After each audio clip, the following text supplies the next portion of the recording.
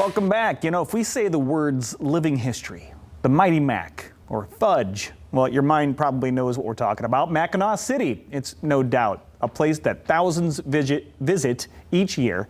While taking in the sights recently, in today's My Vacay segment, we're going to take you inside the walls of Fort Michilimackinac. Take a look.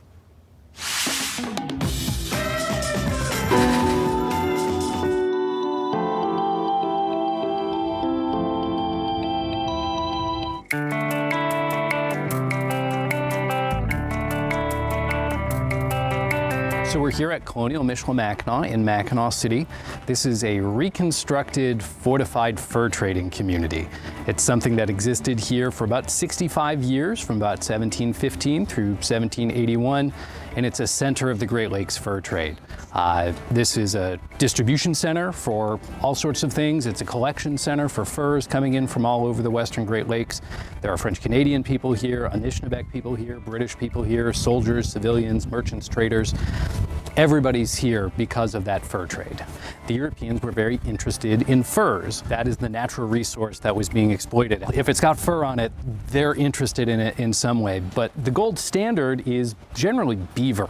And beaver and many of those other furs actually end up being used as hats. So think about a hat that someone like George Washington would be wearing. Those are made out of fur. And so there's a huge demand for that. And it's all due to fashion. That's what drives the whole economy out here for about 200 years. The British authorities who controlled Michilimackinac began to be concerned that this place was not defensible. It does have a wall around it. There were soldiers stationed here. They have artillery like we just saw. But they made the decision to begin relocating over to Mackinac Island, actually taking apart many of the buildings piece by piece, moving them over there, putting them back together, either inside the new fort that they built up on a bluff, Fort Mackinac, or in the new community that they built down along the shoreline that's still there today in downtown Mackinac Island. When people come to visit today, we are truly trying to interpret the entire community here. So it's not just the military aspect, it's not just the fur trade aspect. We're trying to encompass everybody who was here and at least talk about them if we can't physically represent them. You can go and actually watch the archaeologists at work. They're out here right now, actually excavating pieces of the past. We have programs throughout the day, things like that cannon firing. We fire a mortar, we've got musket firings, but then we have a variety of other programs focusing on women who lived here historically, because this truly is a community. There were men, women, and children of a variety of different nationalities living here, so we try and talk about all of them. We have programs about the gardens and the foods that people were eating here. We have a program about the enslaved community here. And this year, we're kind of focusing a little bit more specifically on the year 1778. We've been walking through year by year the American Revolution for the past few years now. And this year it's 1778, so we're talking just a little bit more specifically about what happened then. But we're always happy to talk about all of the history, going way back into prehistory when the indigenous people were here all the way up through today.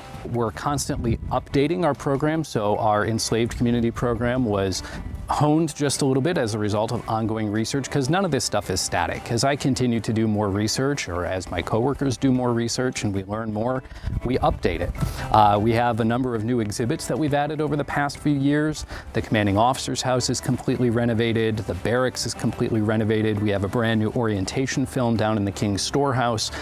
So especially if someone hasn't been here in the last couple of years, there's a lot of new things to see. We do also have brand new activities. We've got a couple of new programs that we're going to be rolling out here in about a week, letting people get their hands on history, unpacking a trade bale, getting up close with some of the artillery pieces.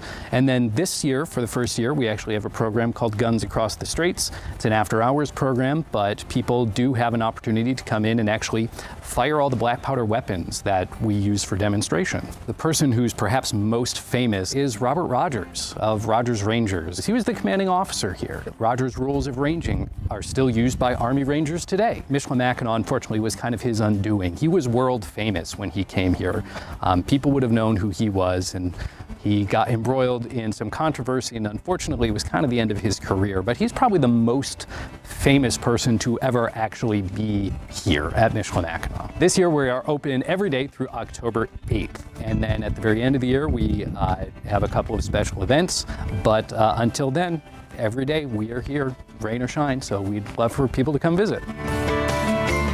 And of course, Fort Michilimackinac, just one of the many places you can visit up north. You want to learn more about what's going on in the city? Just head to MackinawCity.com. We'll be right back.